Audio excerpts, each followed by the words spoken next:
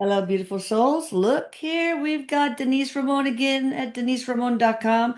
Her information is going to be on the screen and in the description box always. She is going to channel, with the help of my son on the other side, Erik, who I love so much. She's going to channel Pope Francis, part 3 and 4. Erik says, "Hello, Mom." He says he must have talked to you recent, he's saying, because the way he's saying it. But he says he loves you and he's very excited to do this part. He said he's very excited for this. He's I think it's going to be great too. I mean, parts 1 and 2 were fantastic. So I'm sure that these will be as well. So you guys, if you have not watched parts 1 and 2, maybe pause, go back and watch them because it has a lot, they both have a lot of information. All right, we've got questions from the community. So I guess we'll start with those. And if I think of anything, or Denise, if you think of any other questions, just, okay. chime in. Sure. Okay. All right. Thank you, Pope Francis, for joining us again. Appreciate it. I'm hearing he goes, "You're welcome." He's very he says it's a pleasure to be here, is what he says. It's a Oh, pleasure to be here.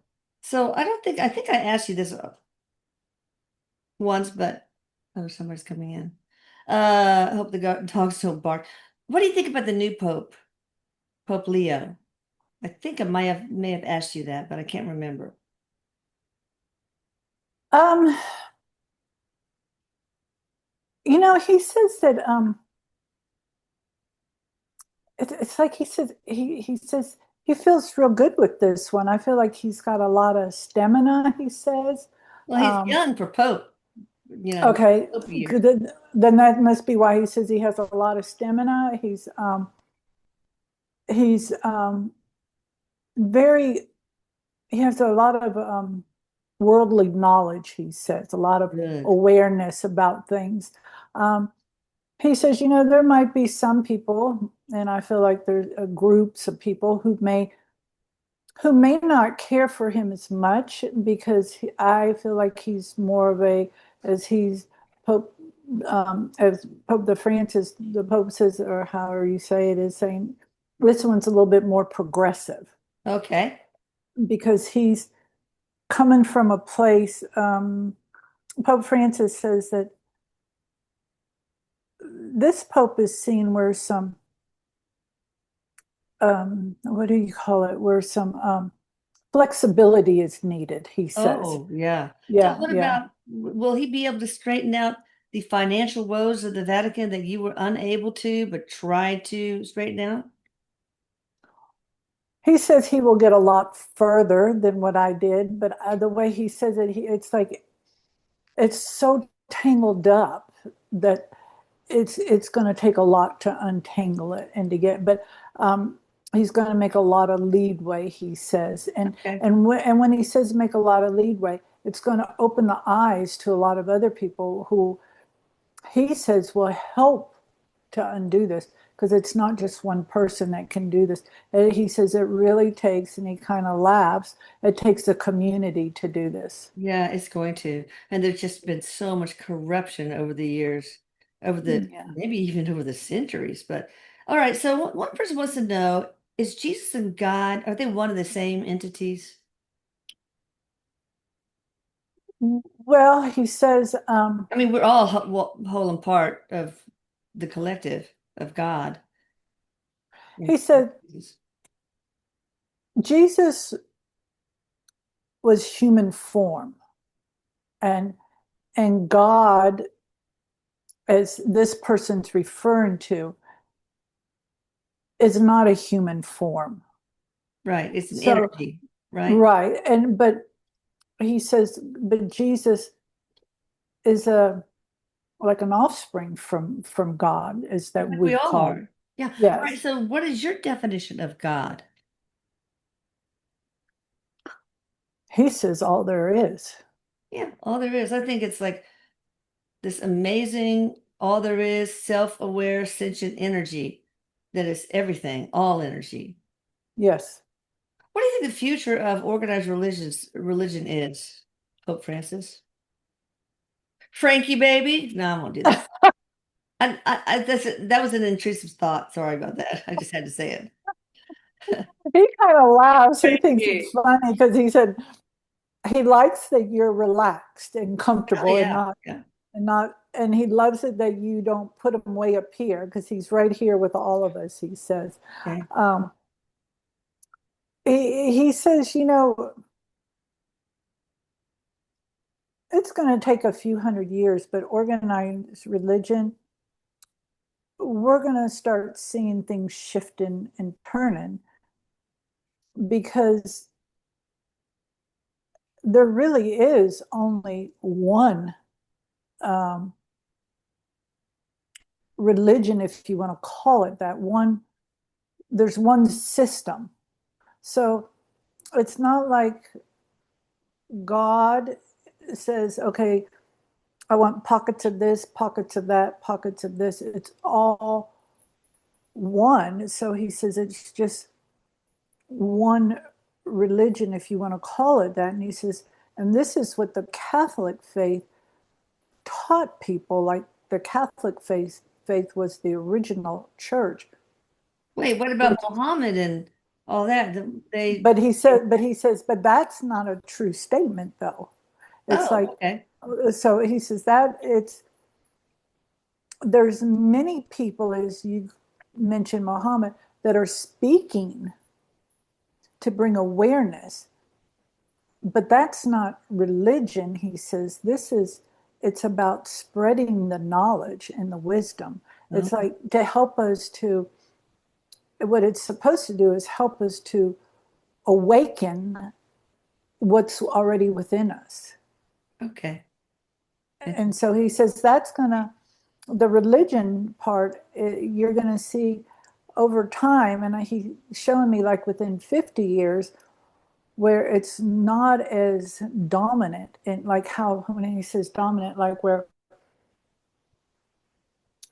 I don't think you're gonna, Oppressive, maybe? Is that what you mean, Eric? yeah, Or because oppressive? they're going to be more relaxed in their belief Oh, system, good, like so good. rigid that you have to Yeah. follow these steps to get over here. I think it already has in a way. What was your most significant lesson or realization in your life?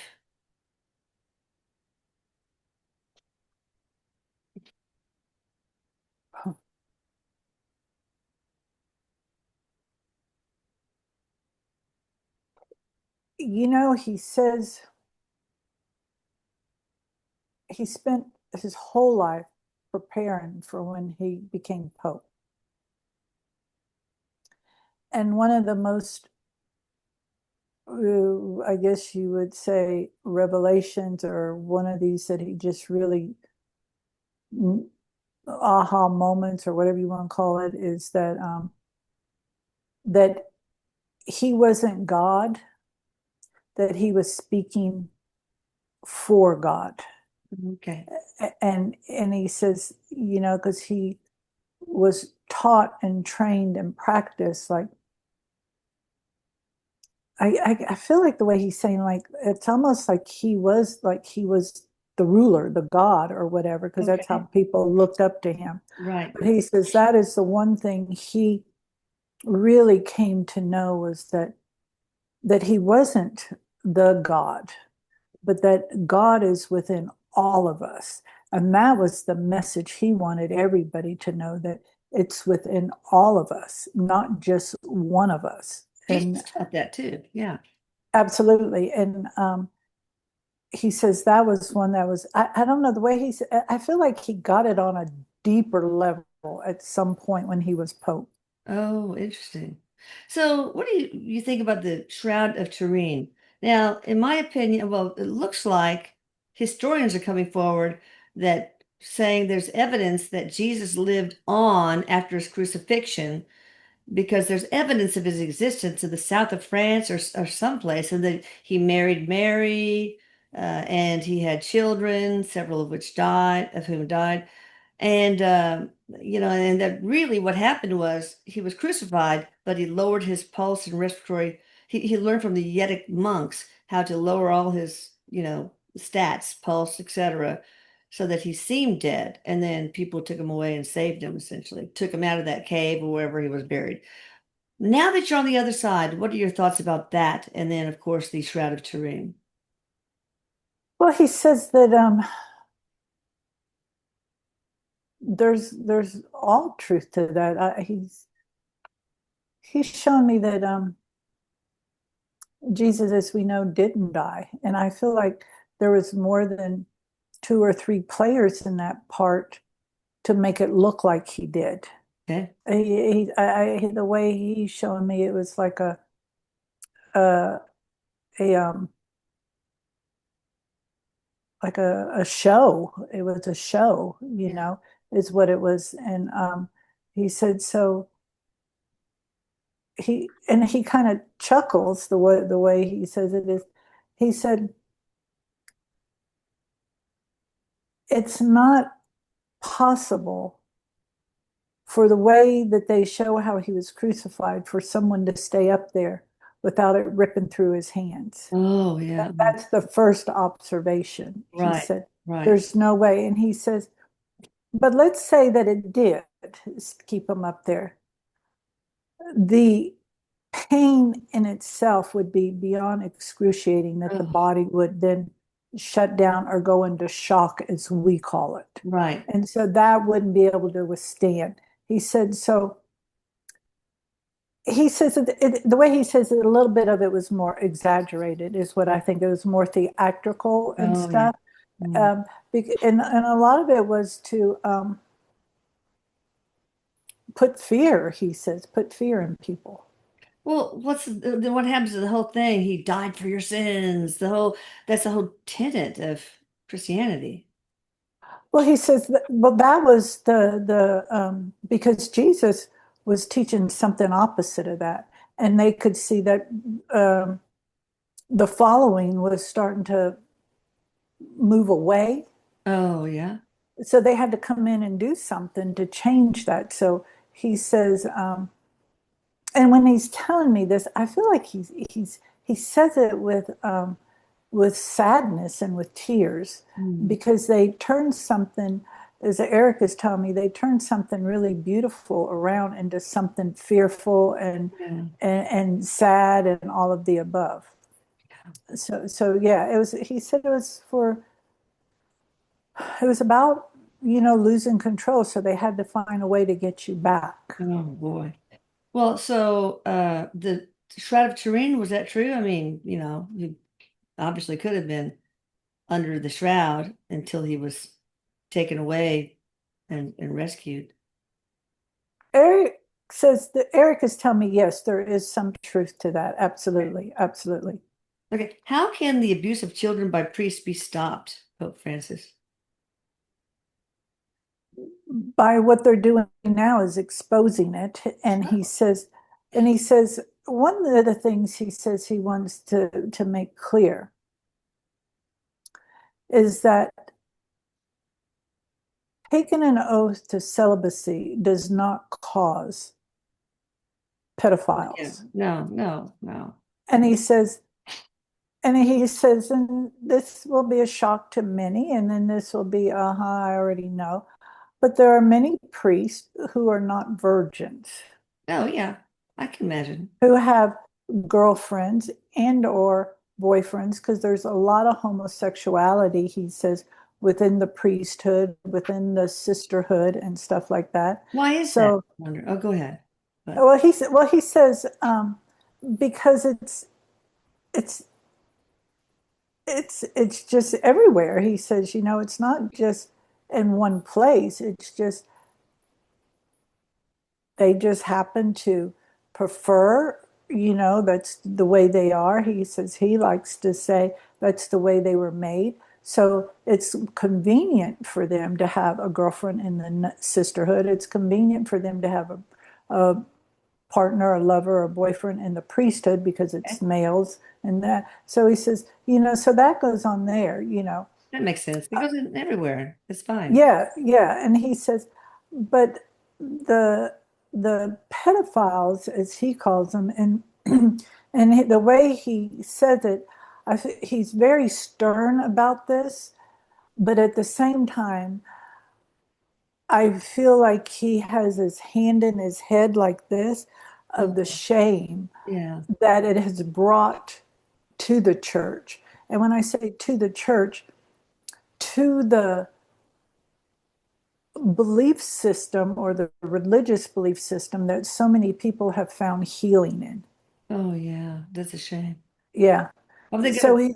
he says, talk about it, bring it out, talk about it. Things Yeah. like this, talking about it, bringing it in the news. And and what's happening is these kids who are adults who are bringing this to the picture are helping these younger people and older people or people that are saying, giving them the courage to speak out and say, I was one of them myself. Well, I think there should be like a tip line or something like that, where even younger kids, 13, 7, whatever, can say, I'm not going to tell you my name, but this is happening to me, and this is the person who did it. He There's, says that's an excellent idea. And when he did that, he shows me like a phone number, a hotline or something hotline, that they yeah, can call. But he says, but then again, in there, you have to make sure you have people who pick up that message or pick up that call, yeah. know what to do going forward. Well, that's just a matter of training, probably. Yes. Why is it that women were not allowed or given more honor in the Catholic Church? He's Just going like patriarchy this. society? He's going like this. Like he's going to get his hand slapped for this. He says because the feminine are able, he says the feminine have the power, they have they're more powerful in a lot of other ways than the masculine energy. And that when this was all brought into place about only men can do this, it was to disempower the women, he said. Oh, wow. Interesting. All right. Are there false prophets, whatever that is, coming, Pope Francis? Are there false prophets Are there coming? some false prophets on the way?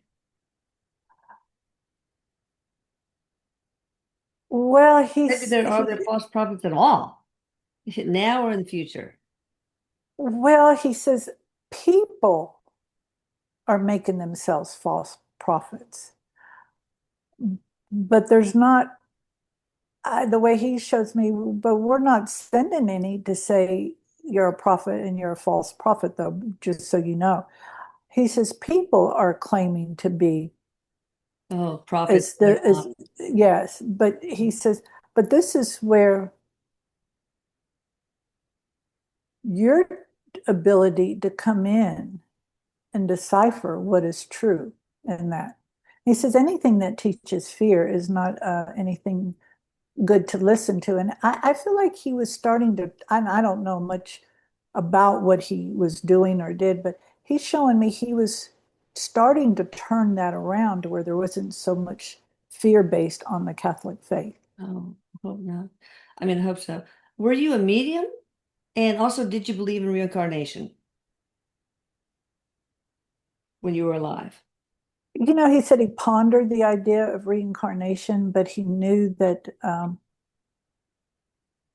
he's he knew that there had to been um, I don't know if he would have called it reincarnation, but he knew that he says he just knew that we didn't go to the other side and stay there Oh, okay. and stuff. He knew that part. But he a medium? I he says he wouldn't have labeled himself as a medium, but through his quiet time, his meditation that he spent a lot of time doing in prayer and that, he opened himself up to be a clear vessel to hear. Yeah. I mean, everybody can be a medium, but if Yes. you're channeling the higher power, of course, that would be wonderful if you were able to channel all that. So it's good. Um, why did you not meet with the Dalai Lama while you were Pope? Like, do you regret doing that now that you've passed? And was there any reason for that? Just not enough time, or thought you'd get to it? You know, I I feel like from how Erik is saying, some of it is there were health issues at the time when there were supposed to be visits and stuff like that. Um, and I don't feel like it's that he didn't want to meet with him. I just feel like some of it was timing and there was some health issues involved in there. Oh, Um, because I feel like there was a logistics was an issue too, logistics. I got And you. when he says that, Erik is showing me that, but I'm going, but there's a plane, that can get you from one place to the next. But I feel like it was logistics. And also too, I what I get from him is that you know, he is showing me it would have been too it would have been it just wouldn't have been private. It would have been too much publicity Oh, around yeah. it. And I feel like they did communicate, Oh, okay. probably by phone or he's showing me a laptop, so by Zoom or something like that, they Okay. probably communicated to in the privacy of their own office. It's Yeah. you all high tech and whatnot. Uh, if you'd like to share, what was your most spiritual experience when you were living in the Vatican?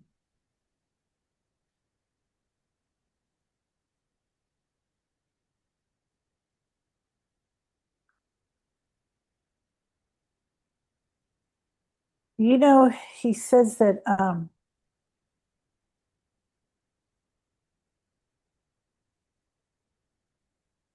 because he did a lot of writing, and he said that there were some of the popes from a long time ago that he was able to feel their presence because you would feel and hear footsteps Oh, wow. or conversations. You would hear that in there, and um, It was haunted, so to speak. well, I don't know that Erik says mom. He says it's not haunted, but I just feel like their essence was still hanging around. But also too, what he's telling me, Haunted. I'm kidding. there is a lot of what he's showing me is a lot of angelic energy around there Oh, as okay. well. Yeah. Yeah. Okay. Do you feel like you were fully enlightened, like the Buddhist enlightenment in that sense? No. Oh, wow. Okay. Now, many people thought you were a dark soul working on behalf of the Anunnaki. I'm not asking if that's true or not. They just want to know why would people think that? He says because when people don't have all the information and they're trying to connect the dots, he says they got to make something out of it. And they hear stories from different people. Yeah. And so they try to make sense out of it so that they can um, be okay wherever they're going, make Yeah. sense out of things. And he says, and he can understand that um, because of there's a lot of awareness, he says, about the Vatican where things were not good. And he knows that. And he knew that then. But you just can't rip a band-aid off of something that needs a lot of stitches and Oh, expect it to be okay. He said you got to be very you have to really think about how you're going to do things because if you don't have a surgeon there to sew up yeah. that wound that's he says like a foot long, then you're going to have problems. And I feel like the way he's saying this, because the feeling he's given me, there was a lot of things within the Vatican that needed correcting. And he says Yeah. there was a lot of corruption in there, not from him, but he says you could see things. Yeah. And I feel like he's talking about the richness of what's in the Rich. Vatican. Yeah. Mm, Yeah, the material things. And he mm. said that always confused him because supposedly we took an oath to poverty Yeah. Wow. and he lived in anything but poverty. Yeah. How much did one of your Pope hats, those funny Pope hats cost? I mean, my God. All right, you don't have to answer that, but Eric, you answer this. Was he ever working with the Anunnaki? And it couldn't be in a good way. It doesn't have to be bad. Um, Eric says no, if he was working with them, he definitely didn't have the awareness of it. Oh, So, so, no, did he do stupid stuff and follow stupid rules that the Catholic faith or other organizations kind of direct how things are? He said, of course he did, yeah. You're human. but you can't just stop something just because now you're in office, so to speak. You Yeah. have to really think things through because this doesn't just trickle out to this side of the map or that side of the map. This trickles out to the whole world. Yeah. And so you have to do it slow. And he says, and even now, people are still kind of, Erik is saying, people are still kind of uneasy the way some of the changes have been made and are being made with the church because they still want it very tight knit like it was 30 years ago or 20 years ago. Yeah. Okay, interesting. So, as a Catholic who have strict rules of following whatever verse or Bible commandment, is it really a sin to not obey the Ten Commandments? Well, I think it's probably wrong. I don't know how you define the difference between wrong and a sin. A sin, would that is that something that would get you into hell, for example? Although you did not believe in hell, you said. But go ahead.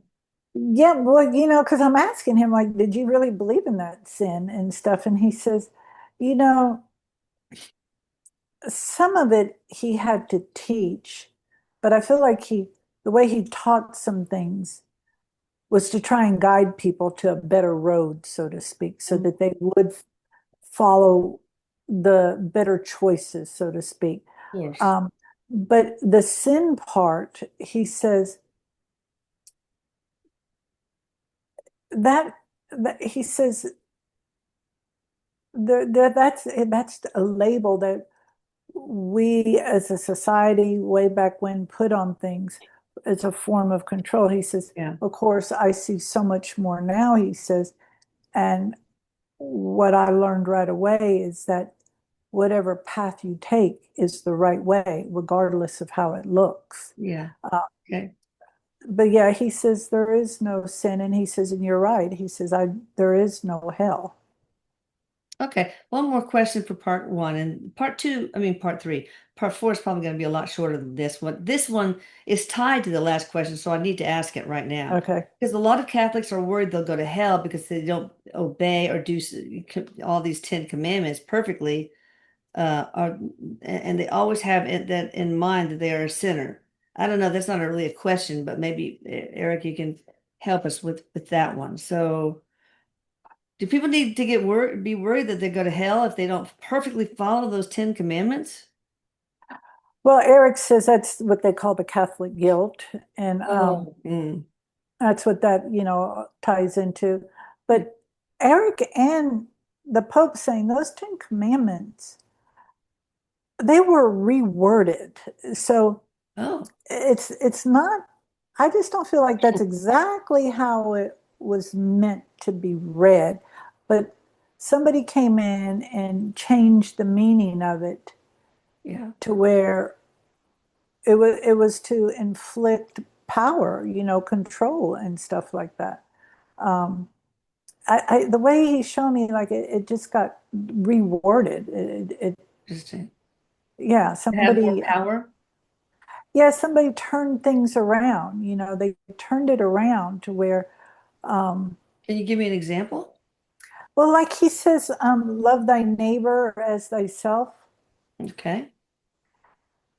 That doesn't mean if you have a neighbor who is a pain in the butt, as he says, that you're supposed to go, oh, there's nice and wonderful and Oh, all of of course that. not. I see. But he says, but it's watch your thoughts so that they don't become, so that that person or persons isn't preoccupying your thoughts all the time. True. So it's about holding space for them, holding love for them in spite of what they're doing. That doesn't mean you have to like what they do Yeah. or think what they do is okay. But what it's about, because when you can do that within yourself, you just automatically will want to give that to someone else, he says. Well, it seems like part of this is alluding to the fact that we're all whole and part of the one. So our neighbors are the same collective as we are in. All right, I'm going to pause there. But let me ask one quick question. Do you believe that we were born sinners, even little babies?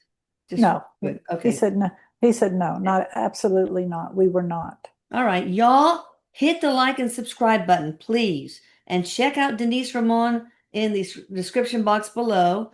And yeah, you see how great she is. Come on. Don't want to deny yourself. Seriously. All right, thank you guys. And thank you, Erik. Thank you, Pope Francis. Catch you on the flip flop in just a moment.